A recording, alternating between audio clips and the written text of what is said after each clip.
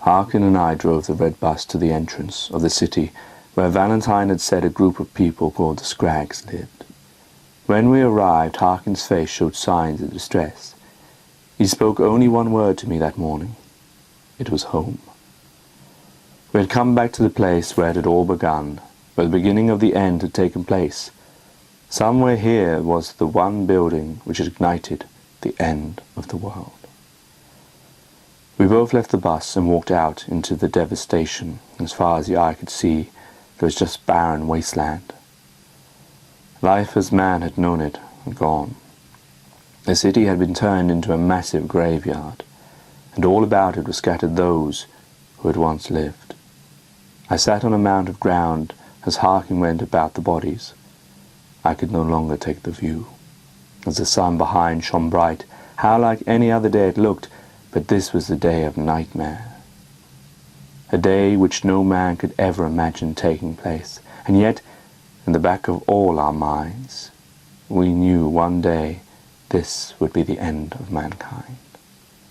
Harkin walked through the field of bodies, and occasionally would turn to me with a wild grin on his face. The situation, the enormous burden on his shoulders of being the man who had ended mankind's dream, weighed heavily. He, I was convinced, was becoming mad, and there seemed little hope of his return. But I noticed each time he turned to look at my face, his grin slowly receded back into his mouth, as his lips were tight and closed, almost in remorse. Whether it was the bodies which induced this in him, or my reaction as he grinned aimlessly at me, I'm not sure. Maybe it was just instinctual. Everywhere I looked, there were bodies about this land. I could see no movement. Amongst this sea of corpses that just lay end to end, some were distinct, almost human-like. Others were a mush of human remains. They looked more like a soup than a skeletal structure. I could not imagine how they came to this area, but it had now become a waste ground, their faces lined with terror and fear, captured in their last moments when the living became the dead. Above, the sun was bright as it had ever been. It knew not what had occurred on the earth below, for it continued to shine down on mankind, despite it being mankind's darkest days. Maybe the sun would shine no more for man, as it had once before. I looked down at the bodies, and was struck by the lack of colour amongst them. They seemed to almost blend in with the auburn dirt that was now their bed. I wondered if, like the dinosaurs over millennia, their bodies would become like a line of chalk, and would show the time of the great disaster that had befallen man. Would man's long legacy end this day? Would no more sound be heard from the majestic vocals that had once rung out amongst this land? And yet, as sad as one found oneself of man's last great day, one knew that it was not an act that had befallen man, for man had made the choice of its destruction by allowing this act to happen. It was no tragedy, no accident. It was the design of man to create such wonders that would one day ultimately destroy their creators in our bid to become what we are not. Harkin was far out into the distance, but still he had not reached the end of the line of the bodies. They outstretched the eye, and like a desert seemed to go on for miles. But now, like a montage, it didn't seem to matter how many or how few. The eye, like the heart, became desensitized to the amount of death that surrounded us now. I walked out to Harkin, down a path that he made with his feet through the mush that once was man, till I found myself into the epicenter of ground zero, and I turned my head a full 360 degrees to take in my fellow brethren one last time, as they lay to rest and sunk in the murky depths below them.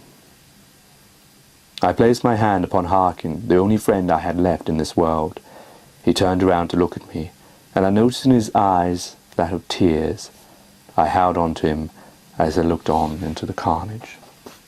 We both stood by the ring of corpses as the wind slowly blew the stench of human remains. Harkin told me of a time when he left the building, where this all had started, how he had ran as quickly as he could, whilst his mind showed him the pictures of his colleagues melting behind the glass. Slowly the glass too would melt. He jumped into an army truck and sped off, and as he did so he recollected that he saw a bright blue-white flash above the sky, so bright it was as if the whole sky was lit up. He described the amazing colours that remained on his retina seconds after the explosion. Then, he said, a dark foreboding fog engulfed him as a massive gust of wind thrusted the landscape, which threw his truck, spinning with him inside it, till it landed back on its wheels. Then, all of a sudden, the wind ceased, almost as abruptly as it had begun.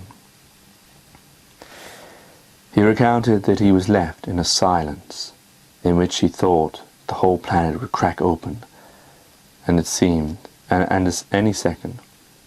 He climbed out of his truck and looked at the people standing round him. He saw their faces of fear in those moments of silence. Slowly a dark foreboding fog whispered in, and people began to scream and run, and I ran and hid inside a place of worship and begged forgiveness for my awful sins. I had never cried so much as I did that night. I felt as if I cried for all mankind, and yet maybe I had the least right to do so.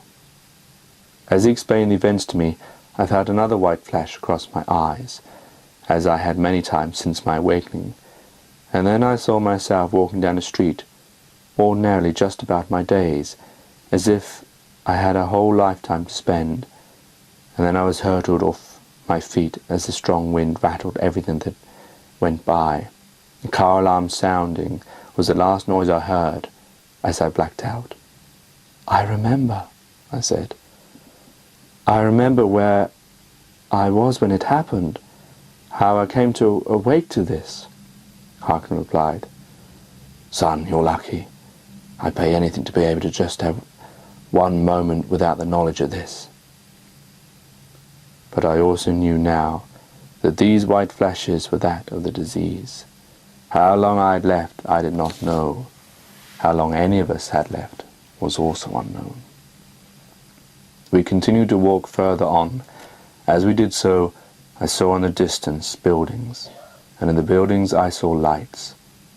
This must be where the Scraggs had begun to start civilization. And so Harkin and I continued to walk on, the outstretched bodies towards the only hope we had left.